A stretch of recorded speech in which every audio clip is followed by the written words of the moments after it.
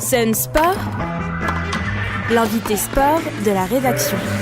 Et pas question de bicyclette aujourd'hui, on parle de volley, c'est cela ? Bonjour Jean-Baptiste. Bonjour Guillaume, bonjour à toutes et à tous et merci pour cette belle passe Guillaume. Et pour concrétisons cette occasion, je ne vais pas faire de fioritures, donc on va rentrer tout de suite dans le vif du sujet et nous allons parler du NRMV qui évolue pour la 7e saison consécutive en Liga masculine, le plus haut échelon national. Alors pour évoquer la situation du club qui pointe à la 10e place au classement, je reçois Thierry Rose, président du club nantais. Bonjour Thierry. Bonjour à vous. Alors Thierry, avant qu'on s'attarde sur les performances et les résultats de cette saison, j'aimerais qu'on revienne un petit peu sur une date marquante en ce début de saison, puisque le club a fêté ses 10 ans. Alors quand avec Pierre Béhel, quand vous avez décidé de regrouper le club de Léo Lagrange et l'ASB Rezé, est-ce que vous vous attendiez à voir votre club s'installer durablement comme c'est le cas en Liga ? S'installer durablement, peut-être pas. Aller au niveau de la Liga, oui, on voulait voir ce que ça allait faire. On espérait secrètement qu'en montant en Liga, je dirais toutes les bonnes volontés ou tous les passionnés de volley puissent se rassembler autour de nous, et c'est ce qui s'est passé, que ce soit des anciens joueurs ou des anciennes joueuses. Et tout doucement, ça s'est cristallisé, et puis il y a eu l'engouement, et puis l'histoire très particulière des premières années de Liga, avec des résultats assez sympathiques, et voilà, la machine est partie, quoi. Pour rappeler, le meilleur classement du club, c'est une 2e place et issu de la saison 2012-2013, si je ne dis pas de bêtises. Ouais. Là, aujourd'hui, le prochain objectif pour le club, c'est quoi ? C'est d'aller chercher un titre ? C'est d'essayer de construire un morceau d'histoire en Liga, parce que c'est vrai qu'on a le titre de champion de France en Ligue B, mais bon, ça reste la Ligue B.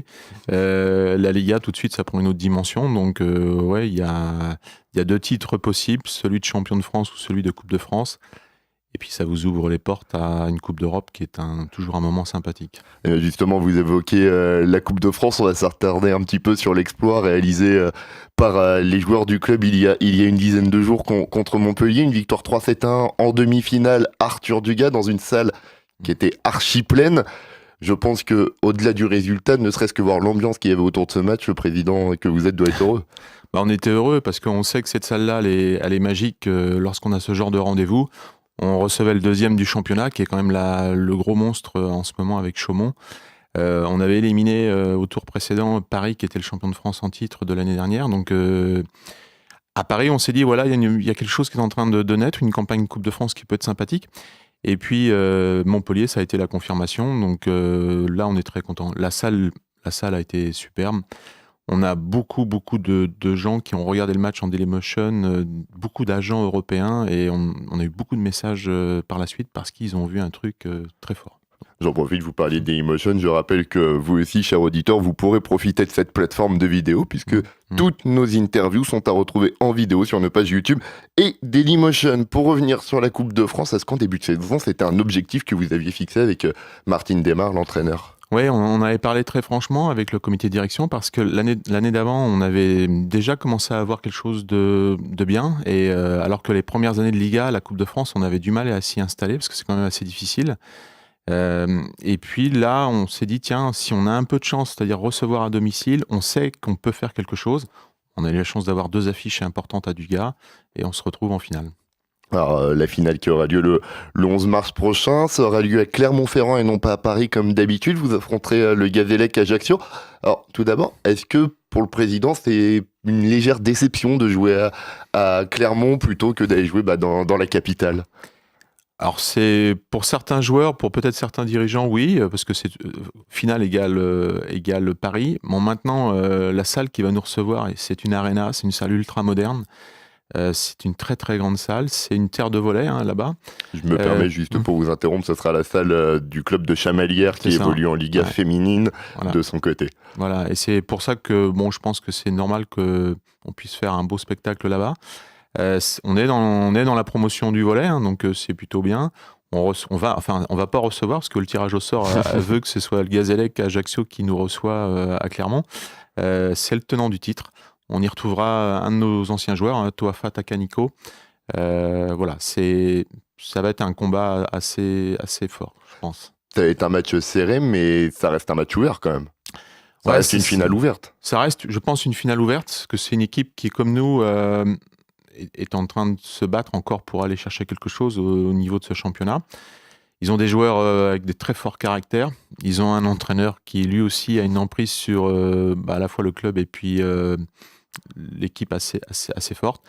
Ils sont soutenus par toute une île.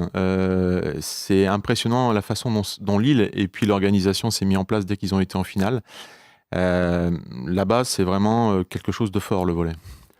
Cette finale, au vu de la saison qui est en train de se dérouler pour le NRMV, est-ce que c'est une sorte de réconfort pour les dirigeants, les joueurs aussi, puisque je le disais en introduction, mais vous êtes 10e à 6 journées de la fin de la saison régulière? Ouais, alors faut être, je dirais, transparent. Tout le monde savait, les dirigeants de la Liga le savaient, cette année, en étant passé de 14 équipes à 12 équipes, on savait que ça allait être une saison très très difficile parce que les très bons joueurs se sont resserrés dans les très gros clubs. Il y a 5 équipes européennes sur 12 qui sont encore en compétition actuellement, donc ça prouve le niveau aujourd'hui du volley français au niveau Europe. Et donc c'est sûr que pour nous, il fallait trouver sa place. Donc pour l'instant, c'est difficile en championnat, faut être clair, même si on a un regain en ce moment. La coupe, par contre, ça nous permet de voir exactement le potentiel de notre équipe. Et quand ils ont, je dirais, ce match un petit peu coup près, on a une très belle équipe. Alors, comment expliquer justement ces deux visages du NRMV, notamment en début de saison, où un visage en Coupe de France où le club fait des performances exceptionnelles et produit un jeu alléchant, et en championnat où des fois on a du mal à retrouver du lien entre les joueurs? Ouais, alors les observateurs nous disent que on a peut-être une typologie de joueurs qui étaient habitués à des championnats, entre guillemets, peut-être moins homogènes. C'est le cas en tout cas de certains pays voisins. Donc quand c'est moins homogène, ça veut dire que vous n'avez pas forcément de l'intensité tous les week-ends. Vous pensez à quel pays quand vous dites Je pense, il y a la Belgique, il y a la Hollande, c'est des championnats où vous avez 3-4 grands rendez-vous dans l'année. En France, tout le monde le dit, c'est des championnats très denses. Chaque week-end, c'est très dur et on le voit bien. Donc il faut faire attention et je pense qu'au début, il y a certains joueurs qui ont essayé de découvrir ça. Donc quand vous êtes en coupe, vous retrouvez un peu l'esprit de leur ancien pays, c'est-à-dire faire un gros coup sur un match. Voilà. Alors vous dites que certains joueurs justement du Benelux ont du mal un petit peu dans ces matchs homogènes. Pourtant cette année, l'équipe a été construite un petit peu autour de cette ossature des pays du Benelux, avec surtout construit autour de Floris van Reekom. Ouais, Floris a été la grande révélation de la saison dernière. Il a fait une très très belle saison, beaucoup de clubs le voulaient, donc nous c'est un joueur qui nous a beaucoup plu. Donc on a été avec lui dans la construction de cette équipe-là, en essayant de travailler sur des affinités. Donc je pense qu'on ne regrette pas cette orientation-là. Après, il faut qu'on soit un peu plus fort pour que ces gens-là appréhendent très vite la nature de notre championnat, parce que c'est vrai qu'il ne faut pas qu'ils découvrent en quelques mois, parce que le championnat va très vite. Donc, on fera attention, je pense, dans les années à venir là-dessus. Mais on n'est pas content, on est content, de cette façon dont on a travaillé, quoi. C'est ce qu'on voulait. À nous d'aller au bout de notre démarche, quoi. Pour rester un petit peu sur Floris, aujourd'hui, on peut dire que c'est un petit peu le leader de cette équipe avec Alès Holubec. C'est aussi pour cela que vous avez fait on va dire un petit remontage de bretelles. Ah ouais, il y a pas. De toute façon, voilà, il faut être clair. Alès est là avec nous depuis longtemps. Il connaît bien l'histoire du club. Il connaît surtout très très bien Martin Demar. Il sait que c'est par moment, il a un rôle à jouer. Il est quand même cette année le capitaine de l'équipe de Tchéquie. Floris, c'est un peu différent. C'est vrai qu'on a mis beaucoup de pression sur lui ces dernières semaines parce qu'on a envie de retrouver ce qu'il était l'an dernier. Et une équipe, n'importe quelle équipe de volley a besoin de 2 grosses machines pour faire des points. On a Robin d'un côté, il faut que Floris joue son rôle. Pour ceux qui ne seraient pas trop au fait, l'année dernière, Floris van Reekom était une véritable arme offensive pour le NRMV, avec Yana Drava aussi, qui malheureusement a quitté le club en début de saison. Mais on va dire que ces petites remontrances ont eu un effet positif, parce que depuis le début de l'année 2017, c'est un autre club. Là, vous êtes sur un bilan de 3 défaites et 3 victoires surtout. Vous jouez contre Poitiers samedi. On peut s'attendre à ce que le NRMV, au sprint, aille chercher une place en play-off? Ouais, faut l'espérer. Poitiers, c'est un rendez-vous. Moi, j'ai souvent l'habitude de dire que c'est le Marseille du volley. C'est toute une histoire, c'est ses spectateurs, son ambiance. C'est un club qui prend très vite. Ils vont arriver avec une armada de Hollandais, parce qu'eux aussi, ils en ont beaucoup. On s'attend aussi à beaucoup de supporters de chez eux, donc ça va être un très beau match. Il y a beaucoup de familles des joueurs qui descendent pour voir, je dirais, leur fils. Donc ouais, c'est un match important. Amis nantais, soyez-en sûrs, les Pictaviens se déplacent en nombre quand le Stade Poitvin va quelque part. Pour revenir un petit peu sur ce début d'année 2017, un ancien joueur a intégré le staff aussi, c'est l'ancien libéro grec Achilleas Papadimitriou. Alors, qu'est-ce qu'apporte Achilleas aujourd'hui que Martin Desmar et Dominique Amand n'apportaient pas encore? C'est plus un complément pour Martin Desmar. Achilleas, c'est un monsieur au niveau international. Voilà, c'est quand même pour ceux qui ne le savent pas, c'est le premier porteur de la flamme olympique pour les Jeux de Rio. Donc dans son pays, c'est une institution. C'est quelqu'un qui a beaucoup de relations avec beaucoup d'agents et beaucoup de grands joueurs en Europe. Donc il a cette sérénité, ce savoir-faire. Il a voulu apporter à Martin Desmar toute sa science de l'analyse vidéo et des préparations de plans de jeu.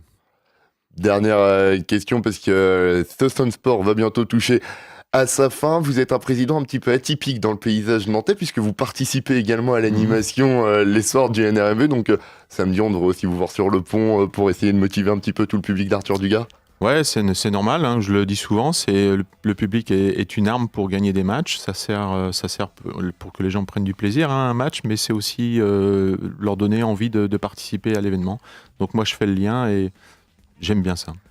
Il reste des places pour samedi, si les gens qui nous écoutent veulent venir voir. Il reste quelques places, c'est vrai que je vous dis, Poitiers débarque, il faut voir un match comme ça, un Poitiers ça se voit, c'est quelque chose d'assez impressionnant. Donc venez. Eh bien n'hésitez pas en tout cas à aller faire un tour du côté du gymnase Arthur Dugas samedi soir. Le coup d'envoi lui sera à 20h30. Voilà, juste le temps de remercier Thierry Rose. Merci à vous d'avoir accepté notre invitation. Je le disais, donc samedi soir, le NRMV reçoit Poitiers. Et entre-temps, vous pourrez quand même réécouter cette interview sur notre site au www.lecenunique.com ou en vidéo sur nos pages YouTube et Dailymotion. À très vite, JB. Le 6-9 de Sun.